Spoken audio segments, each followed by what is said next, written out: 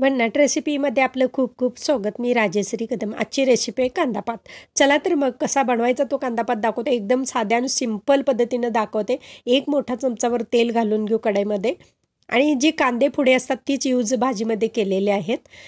एक चमचावर मुगाची डाळ. आता घालू एक मिरची, म्हणजे तिखट असलं ना साधारण तर छान लागते ही भाजी. आणि पात आहे ना स्वच्छ धुवून बारीक कट करून घेतलेले ते आता ह्याच्यामध्ये तेलामध्ये परतून घ्यायच्या. झाकण भाजी शिजतेवेळी झाकायचं नाही, नाहीतर काय होतं भाजी कोणतीही असू दे काळी पडते झाकण ठेवल्याने. आणि झाकण न ठेवता शिजवली तर हाय अशी हिरवी राहते. चवीनुसार घालू त्याच्यामध्ये मीठ.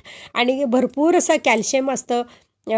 पोटातले गॅसेस नाहीसा होतात आणि त्याच्यामध्ये तोंडाची दुर्गंधी नाहीशी होते. भरपूर कांद्याचे बेनिफिट्स आहेत पालेभाजीची.